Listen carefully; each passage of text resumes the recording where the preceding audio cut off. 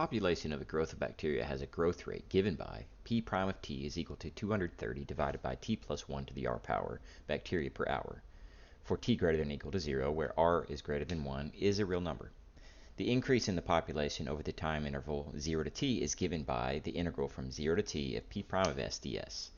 Note that the growth rate decreases in time, reflecting the competition for food and space. Okay, so our first question says, using the population model with R is equal to 2, what is the increase in population over the time interval 0 is less than or equal to T is less than or equal to 6? So what these are doing right here are giving us our limits of integration in this function. And the function we're going to use is this function right here. Okay, so basically what they're asking us to do on the first question is find the answer to this integral. 0 to 6 of 230 over T plus 1 to the 2 power. Now, why 2? Because this says R. Well, they gave us R is equal to 2. Okay. So we need to find the answer to this integral, which is going to be 230, and we'll take this T plus 1, and it will, since we're bringing it up out of the bottom of the fraction, the denominator, the power is going to be -2, but when we integrate, we add 1. And we also add 1 to the bottom, so it's -2 plus 1 on the bottom, from 0 to 6. Okay, now we can clean that up a little bit. -2 plus 1 is -1, so that's a -1 here. This is a -1 there. So that's 230 T plus 1 to the -1 over -1 from 0 to 6. Okay, so the -1 on bottom and the -1 exponent can be taken care of. So let's say that the 230 divided by -1 is -230, and then we'll move that back to the bottom. So T plus 1, we could write to the 1 power if we wanted, or we could just leave it as T plus 1 from 0 to 6. Okay, so now we can plug in our limits of integration. We can leave the 230 out front because that's just a constant. So it would leave 1 over T plus 1. We'll plug in our 6 here. So 1 over 6 plus 1 minus 1 over 0 plus 1. Okay, you can see the second fraction there is going to just be 1, because 1 divided by 1 is 1. So it's -1 there, and this is 1 over 7. So we'll get -230 times 1 over 7 minus 1. Okay, and if you put that in your calculator, this problem is asking us to give an estimate. You could get an exact fraction if you want, which would be like 1,380 over 7, but we're just going to say that that's about 197. Nice little squiggly lines there. Okay, all right, so about 197 on that. Okay, so that is using the population model, what is the increase in population over that time interval is 197. Okay. All right, let's move on to the next question. It says, using the population model with R is equal to 3, what is the increase in population over the time interval 0 to 9? Okay, it's pretty much the exact same question, just 3 here and a 9 here is the only difference. Okay, so we can take the integral from 0 to 9 of 230 over T plus 1 to the 3 power dt. Okay, so just like we did the last time, we'll have the 230, and then we'll have the T plus 1 to the 3, or -3, excuse me, add 1 to the exponent, and also divide by that exact same number from 0 to 9. Okay, so we'll do that by the exact same process that we did last time. Plug in your limits of integration. So 230 divided by, that's going to be -2. And then we'll also move this back down to the bottom. It's going to have a -2 exponent, so on bottom it'll have a +2 exponent. Okay, from 0 to 9. And -230 divided by -2 is -115.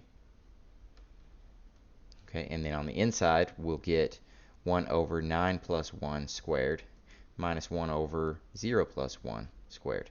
Again, that second fraction, didn't have room to close my parentheses there, but that second fraction there is going to be 1. It doesn't matter that you're squaring it, so it's still going to be minus 1. So you get negative 115 times 1 over 10 squared minus 1. Okay, and that's going to be approximately, let's put the little squiggly lines there again, approximately 113. Can't see. Approximately 113. Okay, if you want the exact fraction, it's 2,277 divided by 20. Okay, moving on to our next question. Let delta p be the...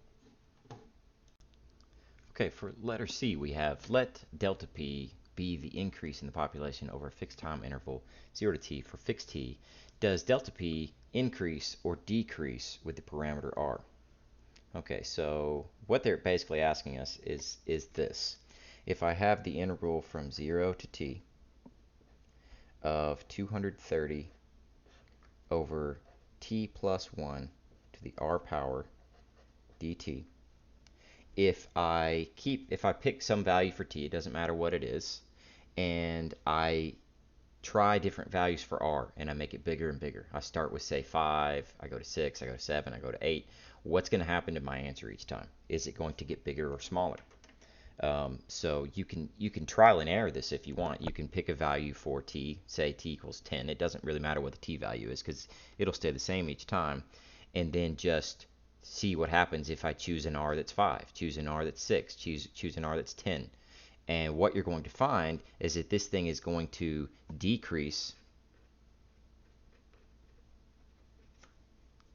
as r increases. And the reason for that being is because this is in the exponent of the denominator. So it's making this thing increase right here. And if the denominator of a fraction is increasing, then the entire fraction is decreasing.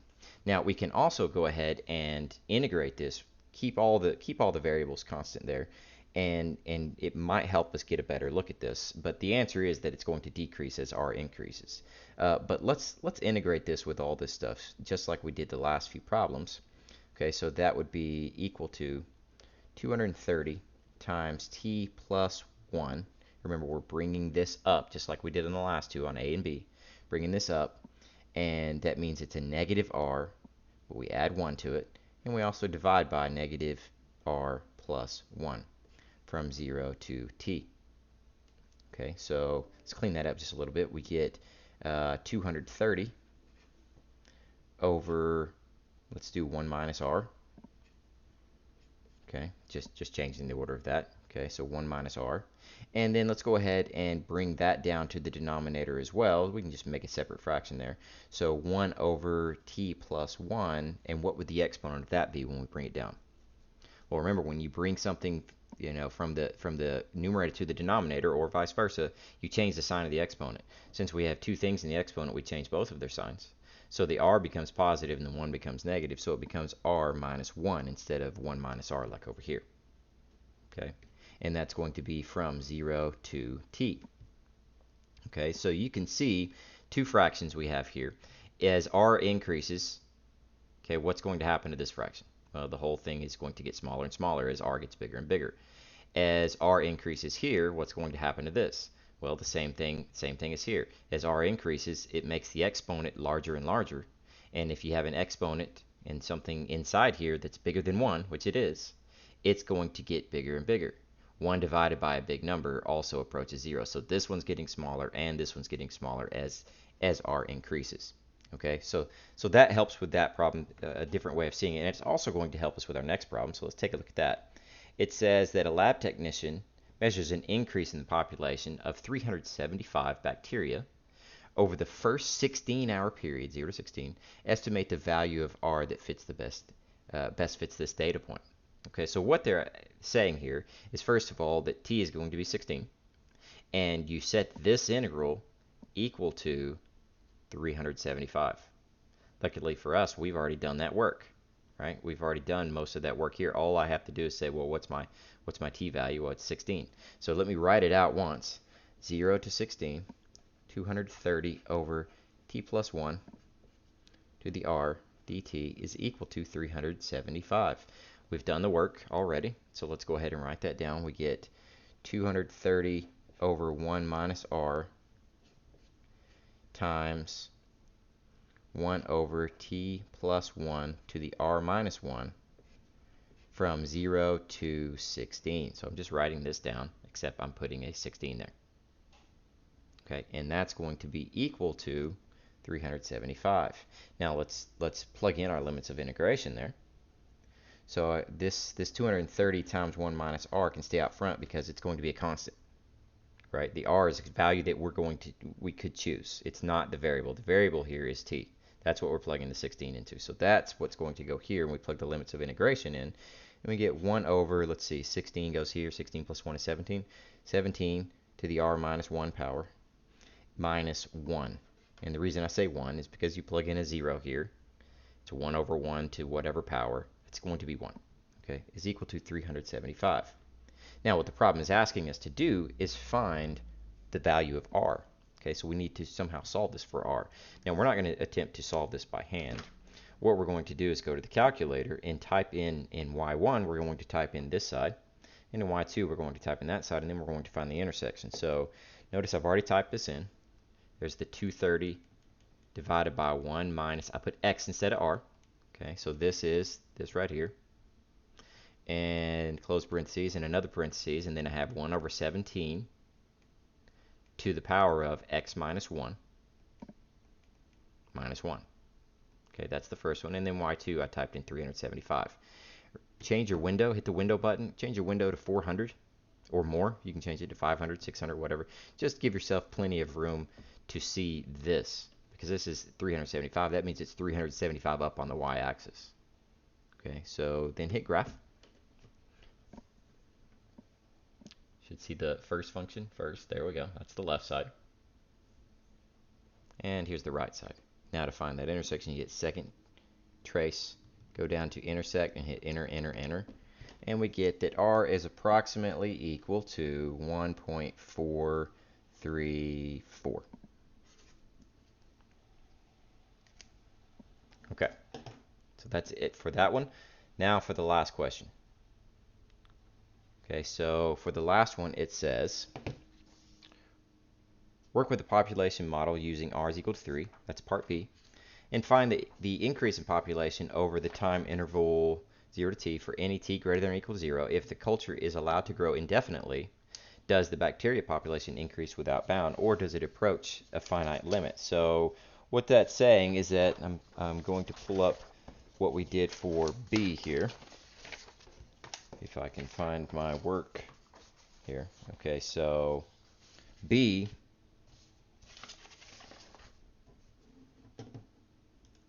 okay, here it is. So B is what we worked out earlier. Okay, so this was with r is equal to 3. Okay, and it's saying instead of having a limit of 9, what if we had a limit that approached infinity? Okay, so we've already done the work here, done the lion's share of the work here. It's right here. All I have to do is start right here and say, okay, well, as the limit, as x approaches infinity of, let's see, let's use negative 115 instead of 230 over 2. So negative 115 times 1 over t plus 1 squared integrated from 0 to x. Now, I could just put infinity there, but that's not really proper. So the proper way to write it is say, yes, this is approaching, the upper limit is approaching infinity, but this is how we're going to write it. Okay, so let's go ahead and sub in our limits. So we get the limit as x approaches infinity of negative 115 times, now I'm going to plug in my limits, 1 over x plus 1 squared minus 1.